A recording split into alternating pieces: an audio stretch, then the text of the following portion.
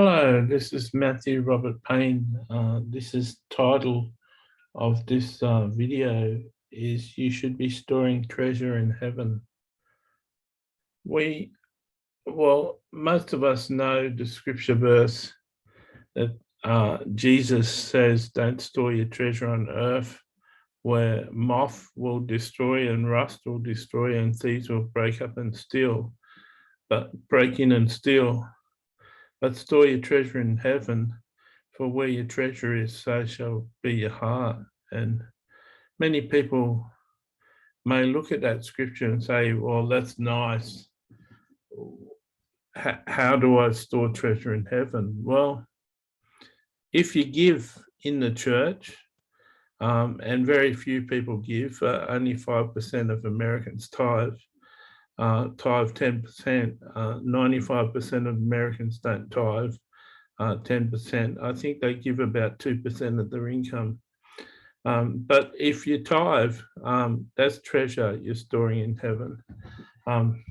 But every good gesture you do, every smile you give to a person, every hug you give to a person, every time you give a homeless man $2, every time you feed someone, every time you give to a missionary, every time you help someone with a question, every time you show mercy to someone, every time you love people, it's all treasure.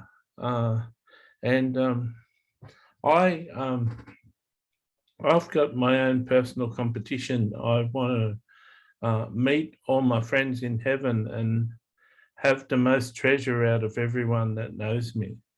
I even want to be in a competition with Joyce Meyer and Benny Hinn. I want to have more treasure in heaven than those people.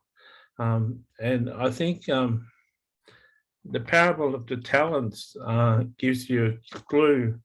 The guy that just had 1 talent and the guy that had 5 talents, they were given talents according to their ability. So I'm just a 1 talent person, but I haven't hidden my talent. And I think everything is proportional. If you've got a huge ministry, an international ministry, you've got more reach and you're able to do greater things. But proportionally, if they were just a normal Christian, would they have done as much as me?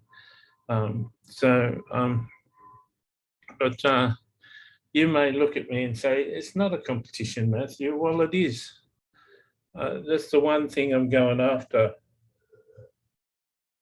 I remember a famous prophet in America was going to publish a book, and he asked, should he publish the book?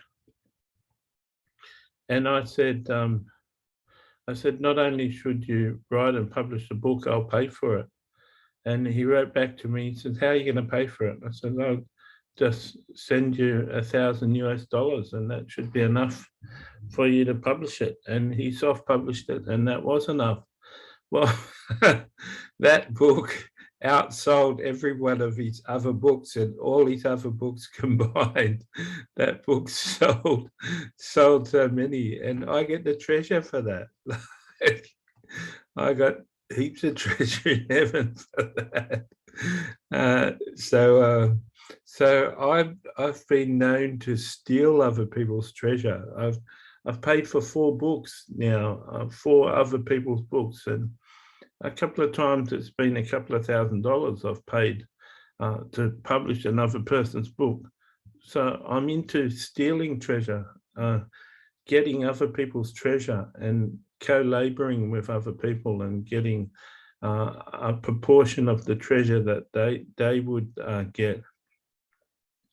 And it's so interesting when you do a study into it, how you can live for tomorrow. And let's face it, we only live 70 or 80 years on earth, but we live in an eternity in heaven. So your treasure in heaven is so much more important. And you're going to live with that treasure for years. And that's what your house looks like in heaven. That's your occupation in heaven. Everything is determined by what you do on earth. And so I just want to encourage you, start to give, learn to give, get over the selfishness that most Christians have. They've got selfishness, that they want everything for themselves, and they're stingy with their money. And learn how to give, learn how to sow money into the kingdom and give money to the kingdom. I've spent close to $150,000 publishing books. That's just a lot of money.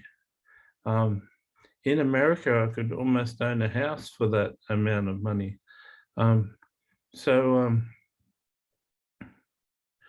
I've done that to propagate the kingdom. Just making a video, spending my time and making a video and educating people, that's storing up treasure.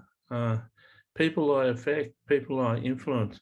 Part of the treasure in heaven that I'll have is meeting the thousands of people that have read my book and hearing from them and hearing the influence I had on their life as they read my books.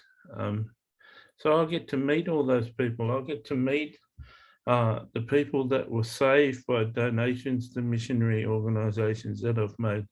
I've bought 2 evangelist push bikes, $100 US for an Indian evangelist. You can buy them a push bike and they can ride further and evangelize more cities with a push bike. So there's hundreds of creative ways that you can sow into the kingdom, and I recommend you doing it. So I recommend storing up treasure for heaven.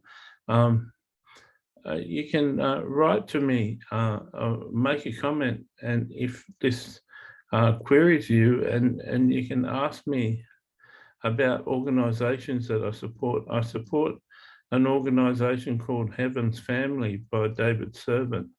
You can find plenty of places to give money to special needs of other Christians overseas through his website, Heaven's Family. But another thing I do is I give microfinance loans to poor people in other countries. I loan them money to start a business. And that organization is called Kiva, K-I-V-A. And you can lend $25 American to a person. They pay it back. Then you make another loan to another person. There's an administration fee, $3.75. So you give $28.75 and then 25 of it comes back to you. And I've got like $1,600 in circulation with that. So once a month, $25 comes free and I loan it out again. Once you get excited about giving money, then it becomes a real joy. There's a book by Andrew Womack called A Better Way to Give. And that's a wonderful book that'll show you the joy of giving. So I encourage you to build up treasure in heaven.